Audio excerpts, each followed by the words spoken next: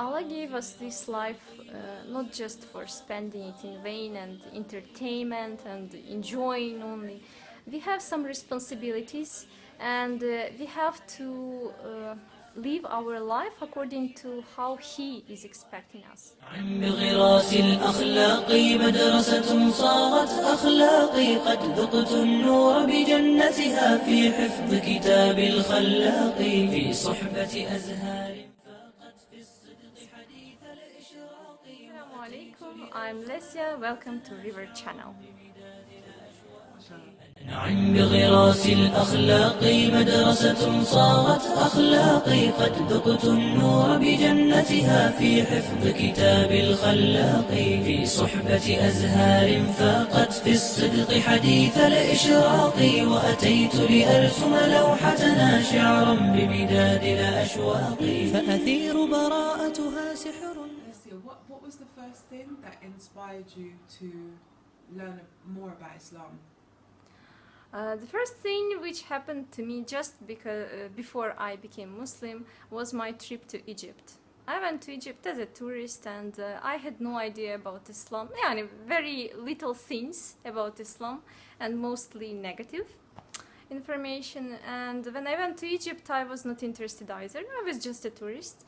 But when I saw Muslims, normal Muslims, their everyday life, I became kind of interested in Arabic culture.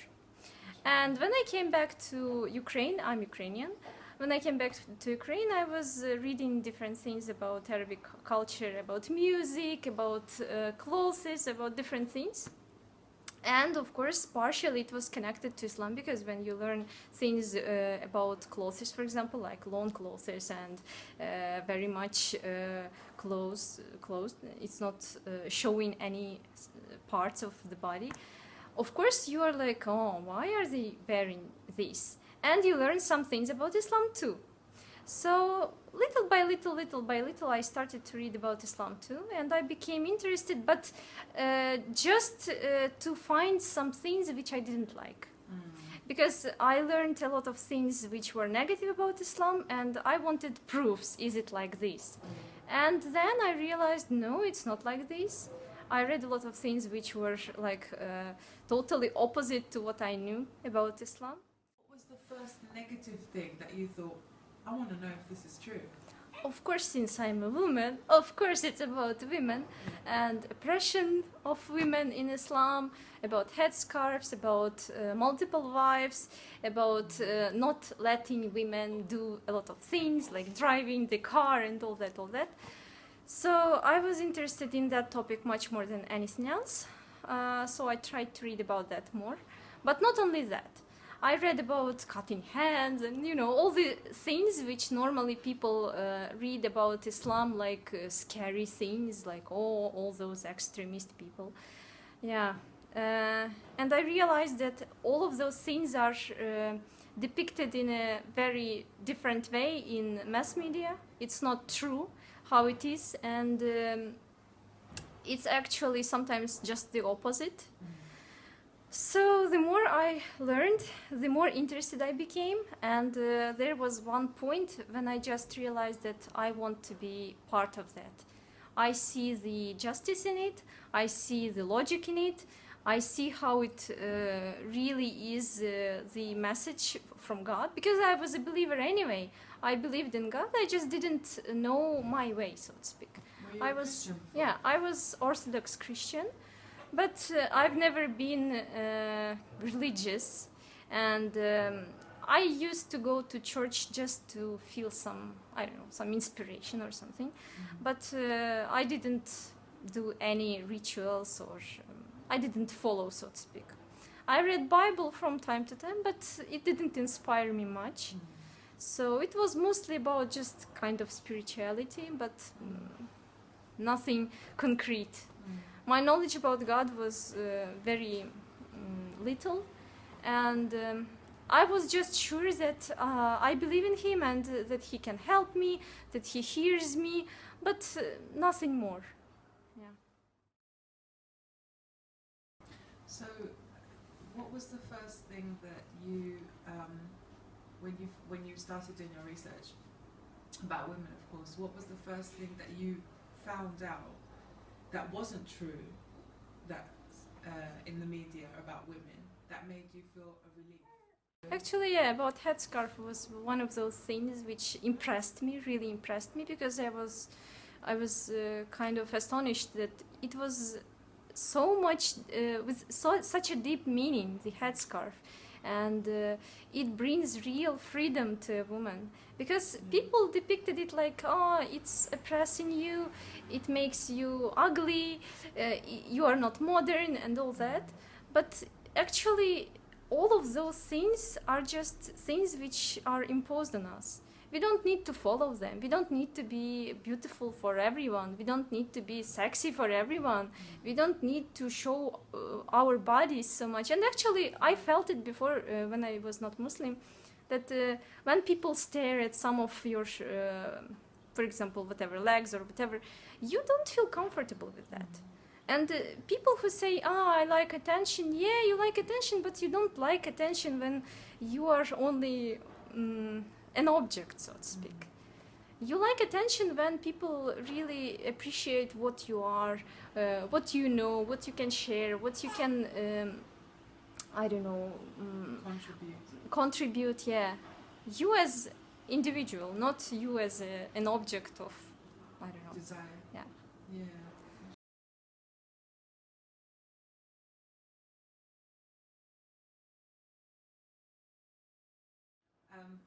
So, tell me about the moment that you decided, it clicked in your mind, I want to be a Muslim.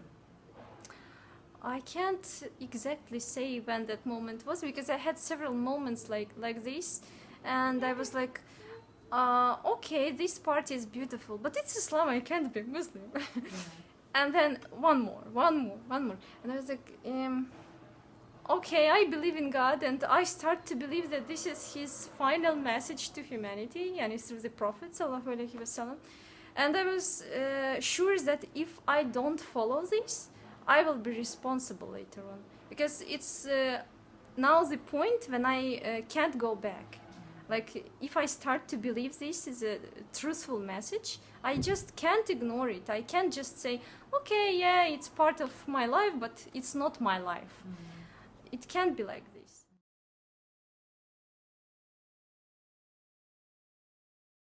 So I decided I should be Muslim, but it became also scary for me, because my family didn't know about all this. I didn't share much with my thoughts.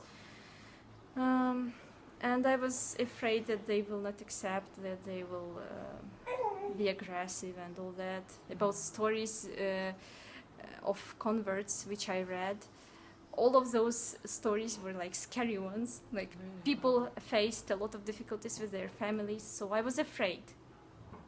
But at the same time, I was sure that I should do this step. Otherwise, I will be punished. Yeah. Could you describe what you mean by I will be punished? Like, Okay, punished is not maybe not a very good word to say.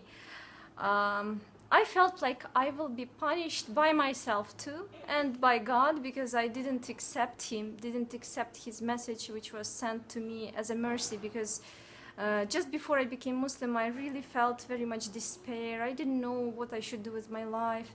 And this moment when I realized that I should be Muslim was really like a mercy for me. And I felt like, okay, there is a chance for me. Because I was almost losing hope in myself. I didn't know what I should do. All my beliefs, which were before Islam, I thought they are not modern, and I should be more open, including physically and spiritually and whatever. I should try a lot of different things, like people say, you should try everything from your life. So I came to the point when I should try everything in my life. And at that point, this message came to me. So Alhamdulillah, I didn't fall into this trap so much, and I felt lost. So if I don't accept this message, I thought this at that time, if I don't accept this message, it will be like so much, how to say, I'm not grateful to Allah for sending it, I'm not accepting it, I'm not following his way which he sends to me, like a solution to my situation. And I don't follow the solution. So how can I, after this, if I don't follow, how can I ask anything from him? Because I asked before and he sent this solution for me. So how can I be so ungrateful to ignore it? And if I ignore it, I will be guilty. I will be feeling guilty, not only in front of him, in front of myself too. Like I'm a coward, and you know, I don't follow my own moral rules which I set for myself before. So yeah. How would you compare, like obviously you said you would read a bit of Bible before, you read a little bit of Bible, but you did that more as a ritual because maybe your family used to. No, my family is not religious. They just celebrate Christmas and Easter, but it's more like just, you know, a holiday with food and all that. They don't follow any religious rituals. They don't go to church. They don't read Bible. They don't know any prayers. Yeah, and almost nothing from religion.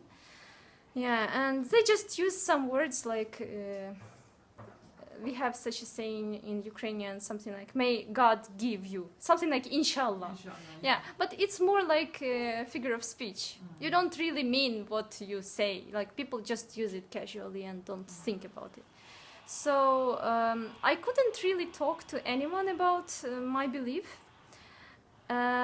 except for my grandma, who was religious Christian. She was Jehovah's Witness. Yeah, actually from her it was all my knowledge about God, which I had very restricted knowledge, came from her. So Alhamdulillah.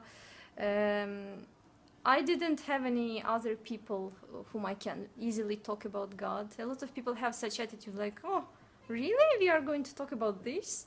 Like, it's not a real topic for conversation. Yeah. And my family was not interested in it at all. So you had that's why I didn't share. When I started to think about this, when I started to read, I didn't share with anyone from them. But they started to notice that something is happening. I don't drink alcohol, I don't eat pork, I try not to wear very open clothes. I'm not wearing a headscarf, but I'm trying to change my things into longer skirts and all that.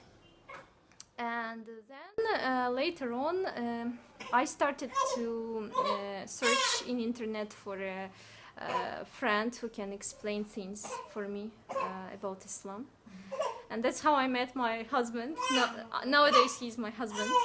Yeah, I asked a lot of questions and he explained a lot of things, and he sent me answers, he sent me articles, videos and etc. And I was almost convinced I should become Muslim, but the last point when I was just, okay, I am Muslim now. When I came to Turkey for the first time, and I was fasting. It was my first Ramadan, Alhamdulillah, and it was very strange for me, and at the same time inspiring, because I was among Muslims and everyone was fasting, and it was easy. Actually, it was really easy when I was here in Turkey. It was easy. But it was only 1 week, and when I came back to Ukraine and fasting till the end of Ramadan, then it was hard, and I realized, oh, I want to be a part of Muslim society. I don't want to be inside all of this, and I felt lonely and all that. But at the same time, I started to pray. I didn't know how to pray, so when I came to Turkey, my husband and his sister taught me how to pray. That time he was not my husband, we were just communicating about Islam, and I was living in their family's house together with his sister, who didn't speak any English, but we were just trying to communicate somehow. Yeah. So they taught me how to pray, and when I came back to Ukraine, I started to pray, and my parents were really scared when they saw me for the first time when I was making salah. Yeah, but then they realized that maybe it's kind of serious. But still they had a hope that it's just A phase. something temporary. Sometimes she likes this music or that music. This is like that. But later on, when I said that I'm going to marry a Turkish man, they said, "Oh, now it's serious." And they were really afraid, and they were trying to convince me not to do any wrong steps. But I said that I'm totally sure that this is how it should be. Yeah, alhamdulillah. So before I came to Turkey to marry with my husband, I considered myself almost Muslim or Muslim. I didn't know if I'm Muslim or no, but I was praying. I was trying to learn more about Islam for several months. I guess maybe almost a year actually. Yeah, but it was not easy for me to wear headscarf at that time. I didn't come to this conclusion that it's necessary for me and that I should wear it no matter whatever people say. So I started to wear headscarf when I moved to Turkey. But when I go back to Ukraine, of course, I don't take it off anymore. And the first things I heard from different people about headscarf were really tough, like, why are you wearing this? You don't look nice in this. Some people said like, oh, your husband is not here, he will not see, so just take it off. Things like this. But alhamdulillah, still, it's not as tough as some people have. I heard a lot of different stories and how people treat in a very violent way women with headscarf. So alhamdulillah, I don't have anything like that. What was the reason that you came to Turkey? The initial reason? The first time. The first time I came to Turkey, we were already communicating with my future husband, and I was deciding which country I should go to for vacation, but I wanted to see Muslim country and to learn some things. And he said, okay, just come to Turkey. I'm in Turkey. I will help you. My sister will help you. But I was kind of afraid and a little bit, not scary, but I was not sure if I should go to Turkey or no, because I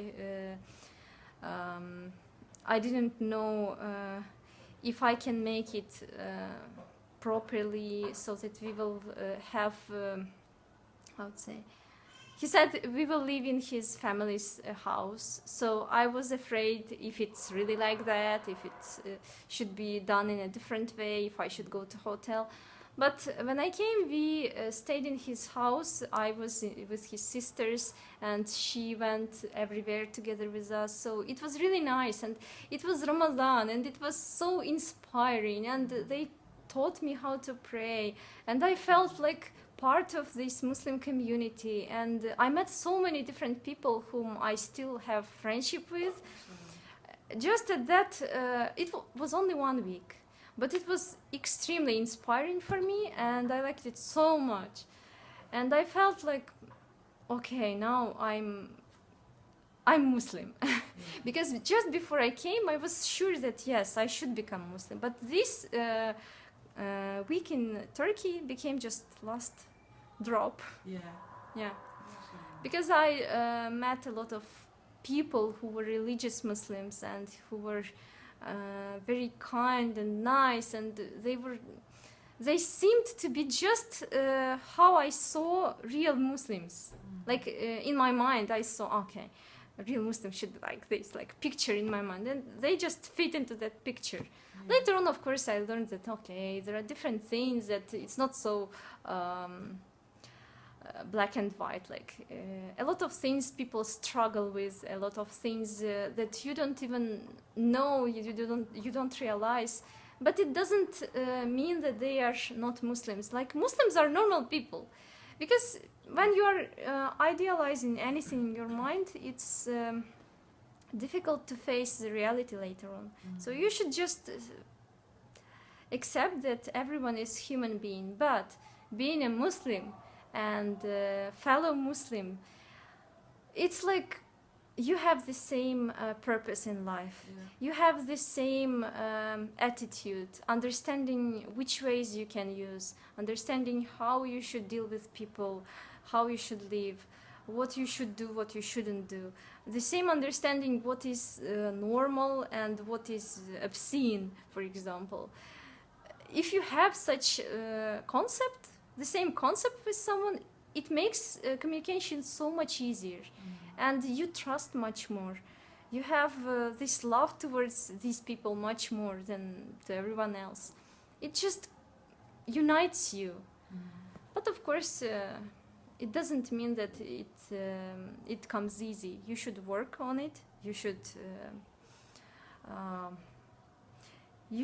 make setting for yourself so that you will be positive, because it requires some change in you.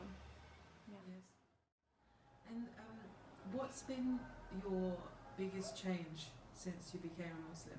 Like what, maybe something you struggled with the most, or just something that's been totally different from Lesia in Ukraine, and then when you came back from Turkey, like what was the biggest change for you? I don't know, actually it would be easier if you ask this question to someone who knows me. Okay.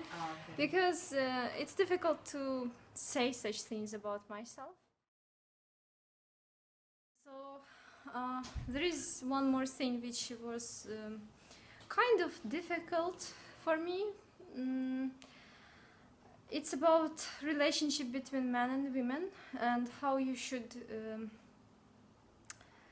try to be more distanced with men than when you are not Muslim. A lot of people like me, who used to have male friends, they have difficulty with putting that distance with someone who is already your friend, and from now on somehow you can't be alone with them, you can't do some things which were normal, like, you know, joking and laughing and all that kind of thing, which can be seen as flirting sometimes. So yeah, it was a little bit difficult, because I had some friends who were men. Some of them are not my friends anymore. Some of them are kind of my friends, but we are more like friends with their wives, and they are friends with my husband. So it's not the same type of friendship which it was before. Yeah, so it was a little bit difficult. But in general, I can say that things which are difficult for us, which are our tests actually from Allah, the more we struggle to make it how it should be, inshallah, the more the reward will be. So I think it like this: if I have some struggle with something which is difficult for me to give up or to change, because some things are not even giving up but just changing into something else. For example, you can't just give up relationships with your relatives, but you should change the relationships with your relatives. And I had some bad relationship in my family with some family members. So I tried to change it. I tried to somehow become closer, to become better, to improve it, to sometimes be silent when I needed to say something. So I tried to... Is that a requirement from your religion? Yeah, keeping family relationships is very much important in Islam. So it's not something which you can just give up. It's okay. It didn't work, so I will not work on it. No, you should work on it all the time. And even, especially if it's about parents, even if it's difficult, even if you think that you can't bear anymore, even if you think that some things are so much wrong, sometimes you just need to be silent when you need to speak so much. But the reward of it is very big, inshallah. And the reward even in this world, when you repair your relationship with people, you see the fruits of those relationships in your life. Even it doesn't come immediately, maybe years later, or maybe it will not even come as a fruit in this world, but for sure it will be the fruit in the hereafter, inshallah.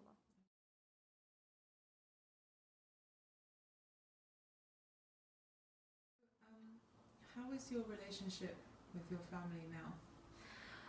Alhamdulillah, they are quite tolerant, I would say. Yeah, they got used. They think that it's okay that I'm Muslim, and they even try to help me with some things. For example, when I go to Ukraine to visit my relatives, they already know shops where they can buy halal meat, for example. They know they can't have alcohol at all in the house when I'm there, so we are trying, if we meet with some relatives, we are trying to make it like tea party or something like this. Yeah. They don't show me to someone else without headscarf, for example. They know that I should wear headscarf before seeing some people. So they are supportive? Yeah. Kind of, yeah. They don't understand some things, and sometimes they try to criticize, like, why are you so strict? But in general, yeah, they are quite tolerant and supportive, alhamdulillah. Even though they don't understand, they sometimes I feel kind of regret that they don't ask more questions so that I can say how it is. So when they do ask questions, I try to answer the question and to say a little bit more than they ask, so that it will be like more information for them. And maybe it will cause some other questions. So this is how it is. Yeah.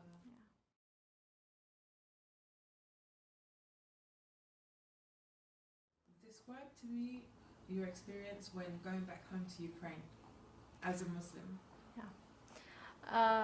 Since I started to pray and fast before, so some things are just the same as it was before.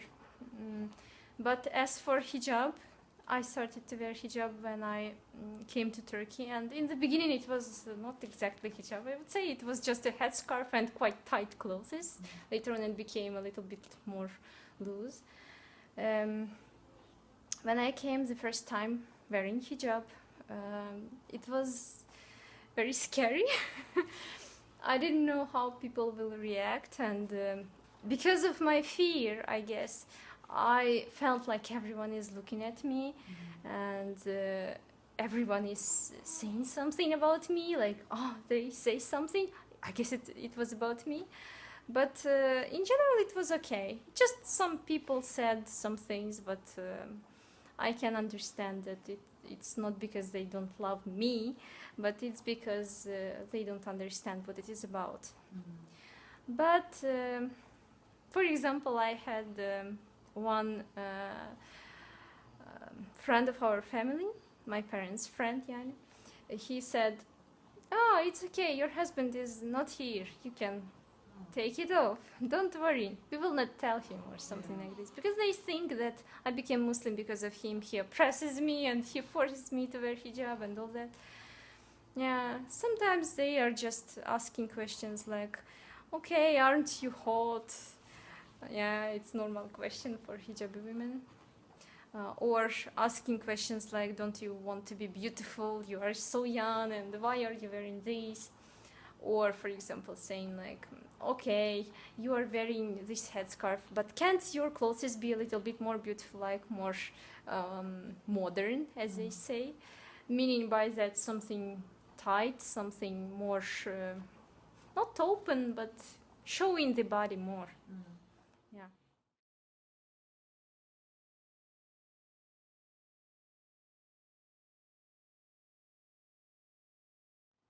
And can you explain, maybe for people that don't understand the Islamic way of dressing, your reasons why you dress this way? Because ultimately it is a choice. The headscarf is a choice, the abaya is a choice. And yeah. First reason why all Muslim women should wear hijab is because Allah said so. But when you explain to people the reason that Allah said so, they don't accept it. They want the wisdom behind it. But the wisdom is so many different wisdoms, actually. Like, you cover your body from unnecessary attention of, first of all, from men who are not mahram for you, who can't see your body, so they have no choice only looking at your face if you have proper hijab, yani proper clothing.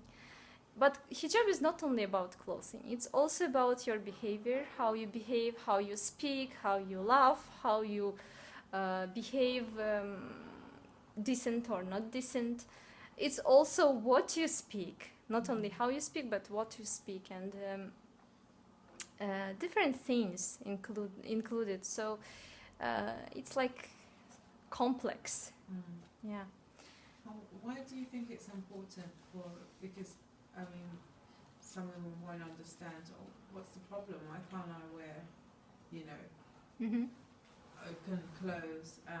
Why do you think it's important for a woman to wear hijab? To cover up her body? I think the first reason is about modesty. Modesty is one of the most important things in Islam in general. Not about women, but it's for men too. It's for everyone. Men also have some kind of covering for themselves. They can't just be open. They can't behave as they want. They also have some restrictions. Everyone has some rules how to deal with each other. So these rules are put in a way that it will be better for the human being, because Allah created us and He knows what is the best for us. He knows what are the ways which are safe for us, so that we will not sin, so that we will not make mistakes, so that we will not mistreat each other or misuse each other's attitudes. Yeah, so as for me, modesty is the key word about hijab, but not only modesty. For example, people give attention towards clothing, as I said, but it's not only clothing. It's also, for example, words which you say, you shouldn't use filthy language, you shouldn't talk on some topics so much freely, like in some mass media, for example, you can see. And some things are too much talked about, and they are not okay to talk about openly.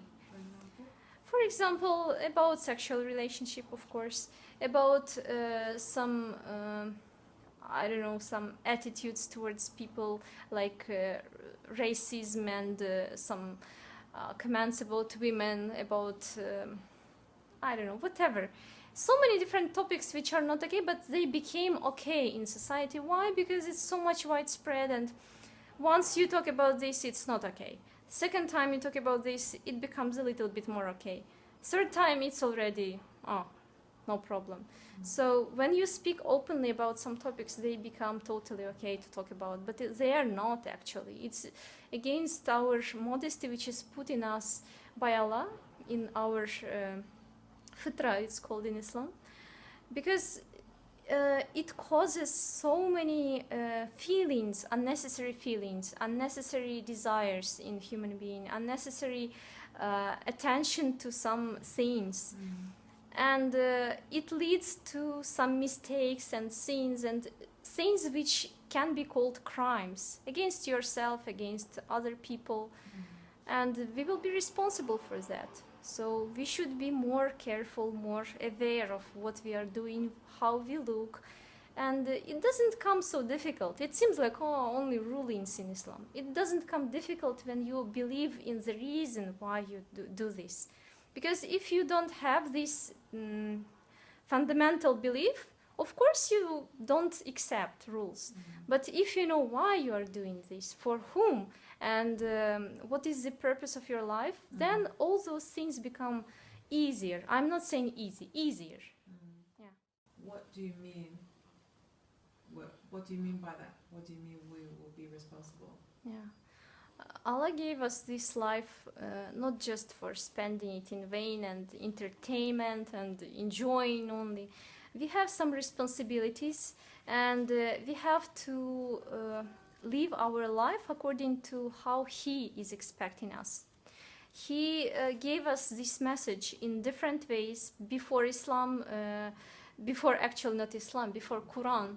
There were some other revelations which are also part of Islam as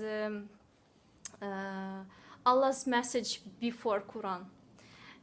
In those revelations, he told us how to behave and how to deal with each other. But it was, Bible and Torah.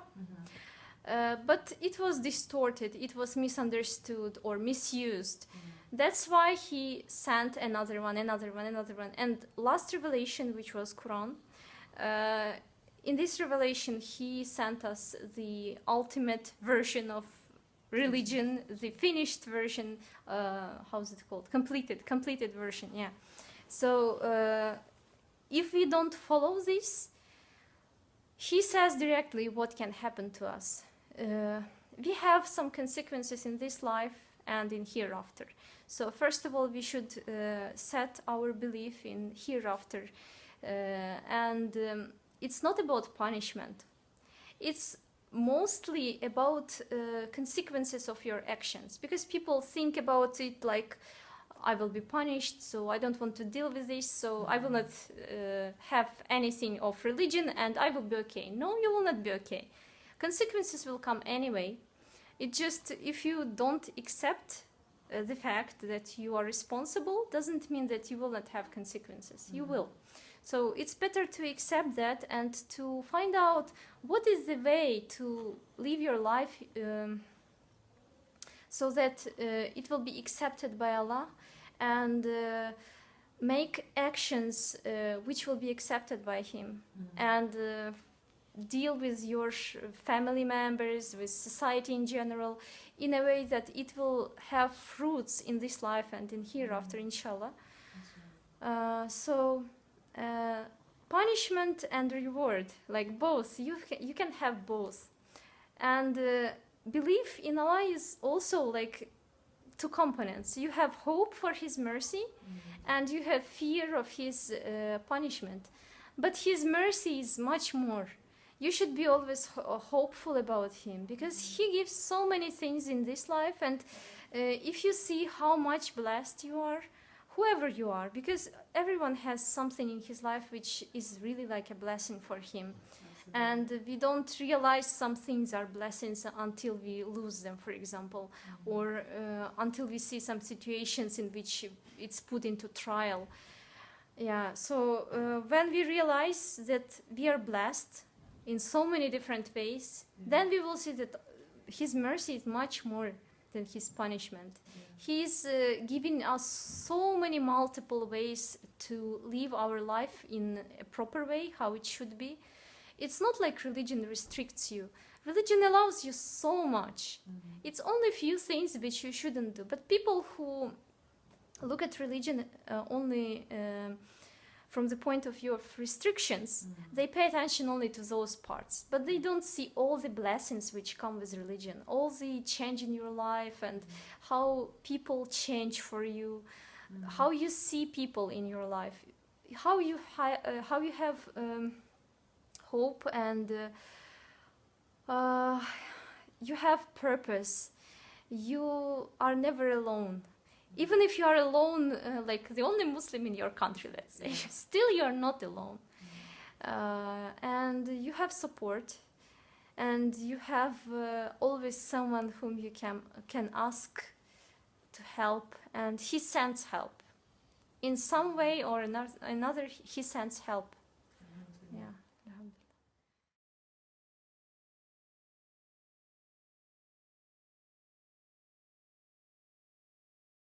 What recommendations would you give to sisters who are either researching Islam or are new to the religion?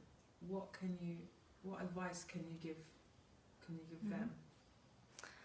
First of all, you shouldn't be afraid, because even though, fear is very much taking us back, so to speak, pulling us back, but even if you are afraid, you should do this step if you are sure. Until you are sure, don't do any steps, because you should be sure what you are doing. It shouldn't be like, today I'm Muslim and tomorrow, maybe no. No, you should be strong in your belief. You should check all the things, all the questions which are important for you. You should check the answers for that. You should find the answers, but try to find the answers from someone who is sincere in their attention to help you. And maybe it's not so easy to find such a person, but still, if you want, you will ask Allah and He will send you such people. Yeah, He always helps.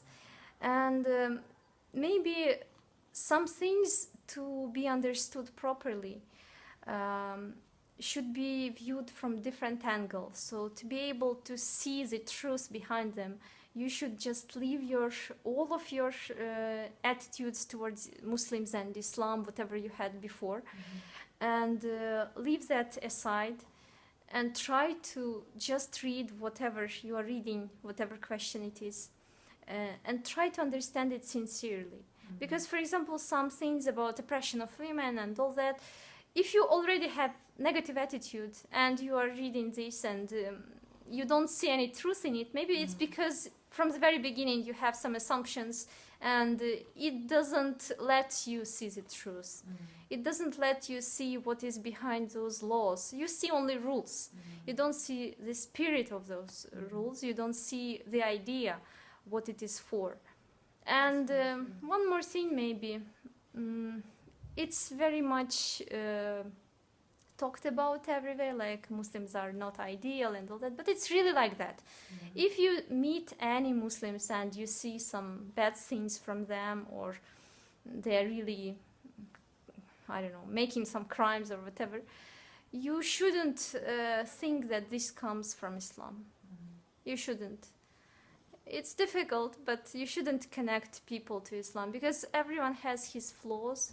And even the best Muslims who are very religious and who try to remember Allah every moment of their lives, they have their own struggles. Everyone has. And you can never know which struggles they have.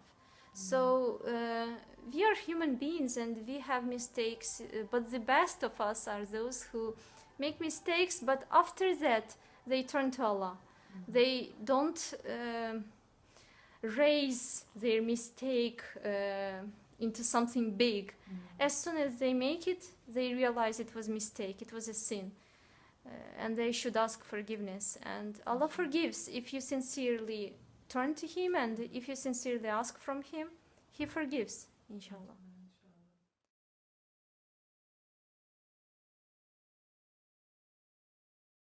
Can you recommend, maybe for sisters or people who are in Istanbul at the moment, looking for sources of information or places to go, maybe a local mosque that you know that you could recommend to sisters that they can go for support?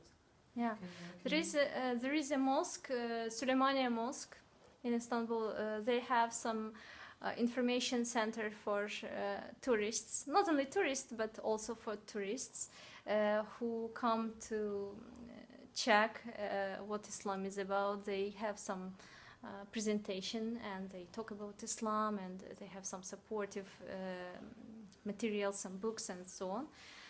Yeah, and as for in general, if you are Muslim and if you come to Istanbul and you are a woman, and if you use Facebook, you can find some groups like Muslim converts in Istanbul. And you can find a lot of sisters who are also foreigners living here, and they have meetings, they have picnics, they have some gatherings. And you can do that also. You can just go somewhere like Quran course, and there you can find a lot of people who are quite friendly. The only thing, you shouldn't be afraid. You shouldn't be afraid of meeting new people and finding new connections. And sometimes you can't even communicate properly because if you don't have language which connects you. But sisterhood sometimes amazes me. Like, you can have very poor communication because of language, but you have something else. You have this unity between you, and you're united with this religion, and it helps you.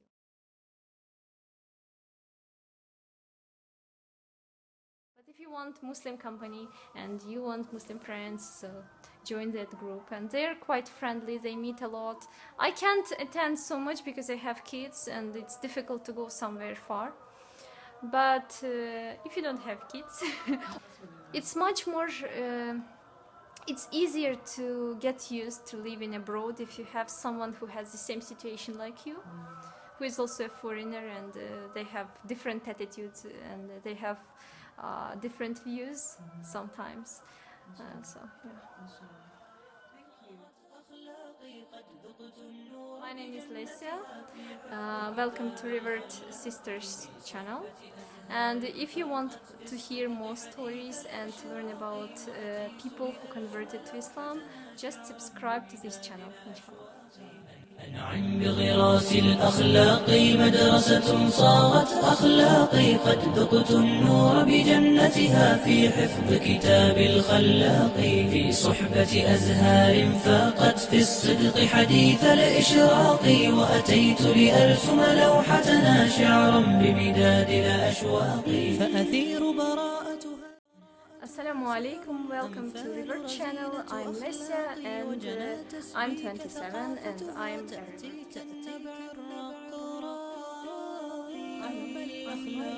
sorry, why did I say I'm 20? I'm not 27. Did you say you're 27? Who said it? I'm 32. Why did I say oh my god.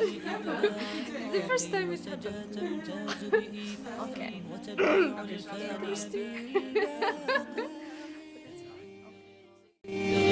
الأخلاق مدرسة صارت أخلاقي قد ذقت النور بجنتها في حفظ كتاب الخلاق في صحبة أزهار فاقت في الصدق حديث الإشراق وأتيت لأرسم لوحتنا شعرا بمداد الأشواق ومشاعل خلق جذاب وتحيط القلب بميثاق لينا بالذوق تعاملها حازت إرضاء الأذواق وندى الضراب بشاشتها تتهادى كالنهر الساقي هبة تتقدم